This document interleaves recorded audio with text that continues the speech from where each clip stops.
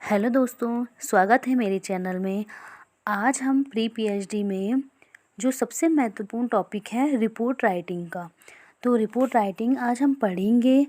तो जो report writing है वो किसी भी रिसर्च का अंतिम चरण होता है। आप देख सकते हैं रिपोर्ट को हिंदी में प्रतिवेदन कहते हैं। यह किसी रिसर्च का शोध कार्य का अंतिम चरण इसे माना जाता है। बिना रिपोर्ट तैयार किए हम किसी भी शोध कार्य को पूरा नहीं कर सकते हैं। मतलब एक प्रकार से शोध कार्य हमारा अधूरा होता है। कितने भी सुंदर ढंग से हम उपकल्पनाएं करें या उसका वर्गीकरण दें, सिद्धांत दें, लेकिन वो क्या नहीं होता, पूरा नहीं माना जाता है जब तक हम किसी भी रिपोर्ट को तैयार नहीं करें। तो रिपोर्ट को तैयार किए बिना उनका कोई भी महत्व नहीं होता है। जो प्रतिवेदन होता है, प्रतिवेदन ही जिसको हम अंग्रेजी में रिपोर्ट कहते हैं, शोध कार्य की अंतिम अवस्था है।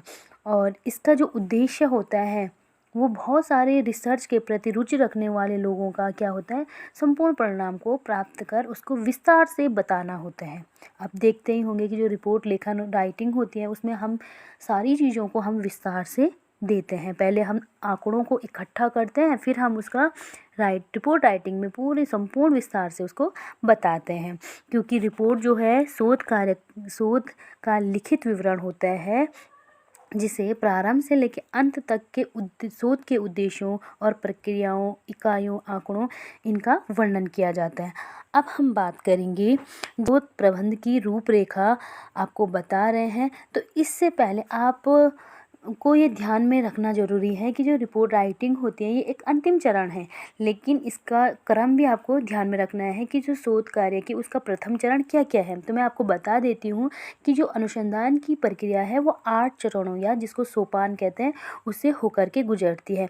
सबसे पहले समस्या का चयन, जिसको प्रॉब्लम कहते हैं। मैंने इसको शॉर्ट में लिखा हुआ है PhD आपको बता देती हूँ। P से होता है प्रॉब्लम, H से होता है हाइपोथेसिस और D से होता है डिजाइनिंग, S से होता है सैम्पलिंग, R से होता है रिसर्च प्रपोजल, और यहाँ पे D है ना, D मतलब होता है, D से एक तो कलेक्शन डाटा होता है C, और A से होता है एनालिसिस डाटा, और अंत में हमारा शोध रिपोर्ट लेखन। ये देखिए, तो इसको अगर हम हिंदी में जाने तो समस्या का चयन, जिसको हम प्रॉब्लम कहते हैं, और दूसरा है परिकल्पना या उपकल्पना, जिसको हम हाइपोथेसिस कहते हैं। तीसरा है अभिकल्प और या प्रारूप, जिसको हम अंग्रेजी में डिजाइन कहते हैं। इसके बाद न्यायदर्श या प्रतिदर्श, जिसे हम सैम्पलिंग कहते हैं। उसके बाद है अनुसंधान प्रस्ताव लेखन, रिसर्च प्रपोजल। उसके बाद प्रदत्तों का एकत्रीकरण, कलेक्शन डाटा। प्रदत्तों का संश्लेषण विश्लेषण, एनालिसिस डाटा। और लास्ट, जिसको मैं अभी कह रही हूँ ना कि रिसर्च का अंतिम चरण कहते हैं, शोध रिपोर्ट लेखन, जिसे हम रिसर्च रिपोर्ट भी कहते हैं। तो आज हम बात करेंगे रिसर्च रिपोर्ट की। तो मैंने आपको रिपोर्ट, जो रिसर्च रिपोर्ट या रिपोर्ट राइटिंग जो मैं बता रही हूँ, तो मैंने इसकी बता दिया कि मुख्य चीज़ें ये हमारे लिए कितना इम्पोर्टेंट है। अब हम किसी भी शोध प्रबंध की जब रूपरेखा तैयार करते हैं तो हमें किन किन चीज़ों से होकर के गुजरना होता है, ये चीज़ हमें ध्यान में रखना है। तो देखिए कि मैं अब आपको शोध प्रबंध की रूपरेखा बताती हूँ कि इनमें क्या क्या चीज़ें प्राथमिकताएँ हैं ना। तो हम किसी भी शोध प्रबंध को देखते हैं तो सबसे पहले इन्हीं चीज़ों से होकर के गुजरना पड़ता है। तो देखिए, सबसे पहले है मुख्य पृष्ठ, जिसको हम कहते हैं टाइटल पेज। दूसरा है अनुमोदन पत्र, अप्रूवल लेटर। तीसरा है पर्यवेक्षक या संस्थागत पंजीकृत सर्टिफिकेट, भी हम देखते ही हैं। उसके बाद हम प्राकथन, जो ये प्राकथन देखा जाता है कि क्या क्या लिखा गया है ना। इसके बाद हम विषय वस्तु की सारणी, एक टेबल के रूप में हम उसकी पूरी सारणी को देखते हैं, कंटेंट्स को, ठीक है।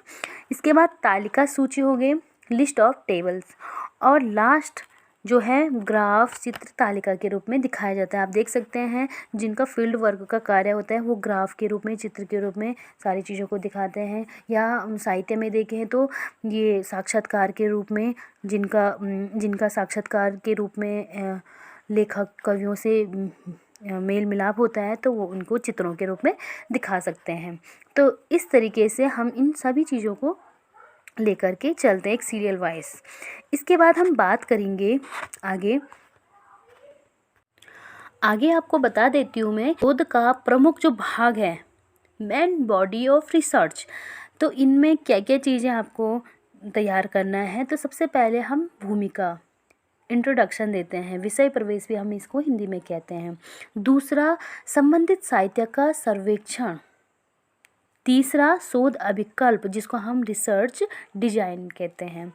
और चौथा प्रदत्त विश्लेषण एवं विवेचना। उसके बाद शोध की उपलब्धियां, निष्कर्ष एवं सामान्यीकरण। और छठवां अंतिम देखेंगे आप सुझाव एवं प्रस्तुतियां भी दी जाती हैं। इन सभी चीज़ों को हम देखते हैं।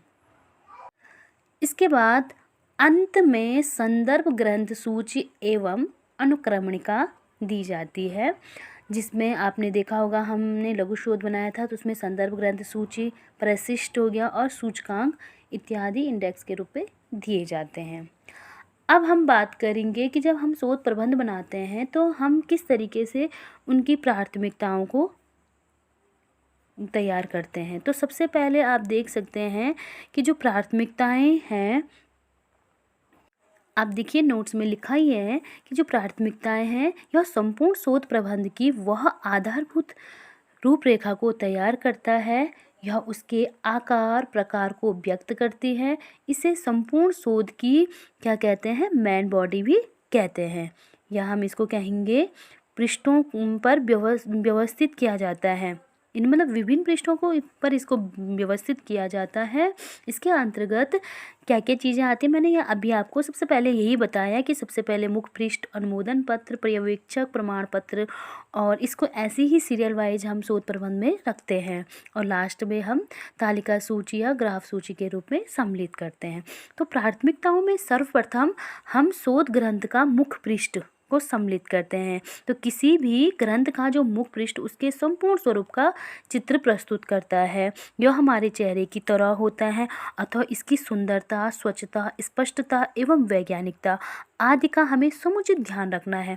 इसके साथ ही यह आकर्षक एवं सौंदर्यभूत, अक्षरों की बनावट, आकार, प्रकार, व्यवस्था आदि से युक्त होना चाहिए। मैं आपको बता देती हूँ कि हम जब किसी भी शोध प्रबंध को बनाते हैं तो आप उसका मुख्य पृष्ठ कैसे बनाते हैं या किस तरीके से बनाते हैं, तो हमें इस तरीके से जब हमारे पास प्रश्न आएगा तो हमें मुख्य पृष्ठ को इस तरीके से दर्शाना है। ये देखिए कि जो शोध प्रबंध का सबसे पहले मुख्य पृष्ठ होता है, आप देख सकते हो सबसे आगे का फ्रंट पेज इस तरीके से बनाया जाता है। मुख्य पृष्ठ जो मैं अभी कह रही हूँ ना, सजावट में सुंदर स्वच्छ होना चाहिए, लिखावट बहुत अच्छा होना चाहिए। तो हम इस तरीके से सबसे पहले शोध ग्रंथ का शीर्षक हम ऊपर में लिखते हैं, ये आप देख सकते हैं। इसके बाद हम किसी भी विश्वविद्यालय की मुद्रा को मतलब उसका चिन्ह इस तरीके से हम दिखा सकते हैं, लेकिन अब लोग इस तरीके से जो वर्तमान के जो बने जाते हैं ना शोध, इस तरीके से चिन्ह को नहीं बनाते हैं, मतलब नहीं। जैसे हम शोभन सिंह जिन्ना अल्मोड़ा विश्वविद्यालय है तो अब हम जरूरी नहीं है उसका लोगो लगाएं, है ना। इसके बाद उपाधि जिसकी प्राप्ति हेतु शोध ग्रंथ प्रस्तुत किया है, ये जरूर हम लिखेंगे कि जो जिस उपाधि से हम शोध ग्रंथ वो कर रहे हैं। और वर्ष आप जरूर डालें, और यहाँ पे एक साइड हम शोध पर्यवेक्षक, दूसरा हम शोधकर्ता, और यहाँ नीचे पे आप विभाग का नाम और विश्वविद्यालय का नाम जरूर लिखें। तो हमारा सबसे पहले मुख्य पृष्ठ इस तरीके से बना होता है। और मुख्य पृष्ठ पर लिखे जाने वाले जो शीर्षक होते हैं वो छोटे, स्वच्छ, शुद्ध और बड़े अक्षरों में होना चाहिए। और शीर्षक आप जो हम लिखते हैं ना, जिसमें जो शीर्षक हमारा जो टॉपिक होता है ना, यहाँ पे हमें इसको पता होना चाहिए कि ये कितने 15 शब्द से ज़्यादा नहीं होने चाहिए, ये भी आपको पता ही हो। ज़्यादा लंबा नहीं होना चाहिए और ज़्यादा छोटा भी नहीं, मतलब ठीक होना चाहिए, है ना। और जिसकी शीर्षकों की जो भाषा होती है, जो शोध अभिकल्प होती है, योग्यता की अपेक्षा हम उसकी की जाती है। ये हमने सभी ने पढ़ा हो। इसके बाद हम अनुमोदन पत्र। तो अनुमोदन पत्र कैसा होता है, अब ये भी चीज़ ध्यान रखना है। इसमें हमें MA, MPhil, MEd जो अथवा PhD जैसी उपाधियों की पूर्ति हेतु हम इसी अनुमोदन पत्र को तैयार करते हैं। इसके लिए एक अनुमोदन पत्र की आवश्यकता होती है। आप बता यहाँ सारी चीज़ों की उपाधि के लिए, इन सभी चीज़ों की उपाधि के लिए अनुमोदन पत्र तैयार किया जाता है और अनिवार्य भी होता है। इसके बाद प्राकथन भी अति महत्वपूर्ण है। अपने शोध के संदर्भ में विशिष्ट प्रसंगों और जटिलताओं व मूल्यों का जिक्र इसमें सारी चीज़ों पे किया जाता है। हम किन किन चीज़ों को इसमें ध्यान में रखते हैं, ये सब चीज़ें कैसे कैसे हम प्राकथन तैयार करते हैं अपने टॉपिक से संबंधित। इसके बाद विषय वस्तु सारणी में शोध ग्रंथ की सभी अध्याय, इनके अंतर्गत शीर्षक, उपशीर्षक, इन सभी चीज़ों को हम प्रस्तुत करते हैं। ये हमने देखा भी होगा, हमने तैयार भी किया था लघु शोध में ये सारी चीज़ें। और नेक्स्ट है तालिका सूची। ये भी विषय वस्तु की एक सूची, पृष्ठों पर तालिका सूची तैयार की जाती है। इस तालिका सूची में विभिन्न अध्यायों के अंतर्गत आने वाली तालिकाओं को उन उपयुक्त नंबर के साथ क्रमिक ढंग से अंकित किया जाता है। और नेक्स्ट है ग्राफ एवं चित्र सारणी। ये अंतिम है। प्रायः शोध ग्रंथों में ग्राफ एवं चित्रों का क्या किया जाता है, प्रदर्शन किया जाता है। और अंतिम है शोध ग्रंथ लेखन की प्रविधियाँ। ये सारी प्रविधियों को हम तैयार करते हैं। संदर्भ ग्रंथ सूची, संदर्भ टिप्पणियाँ, ये सब शोध ग्रंथ की लेखन की प्रविधियाँ हैं। अंत में निष्कर्ष यही निकलता है कि जो शोध ग्रंथ है एक वैज्ञानिक एवं सृजनात्मक कृत्य है, जिसमें शोधकर्ता के अभिनव विचार एवं सूझ की जानकारी मिलती है। वास्तव में ये कोई भी शोध ग्रंथ शोध छात्र के मानसिक विचारों की परिपक्वता की अनुकृति है। जितना तीक्ष्ण विश्लेषण एवं संश्लेषणात्मक ज्ञान हो, एक शोध ग्रंथ उतना ही श्रेष्ठ और उत्तम बन पड़ेगा। इसलिए जो रिपोर्ट लेखन है वो शोध ग्रंथ का अंतिम चरण माना जाता है। आपको वीडियो कैसी लगी है ज़रूर कमेंट में बताइए। इसके बाद अगर पसंद आते हैं तो आप बताएं कि किस टॉपिक पे मैं वीडियो बनाऊं।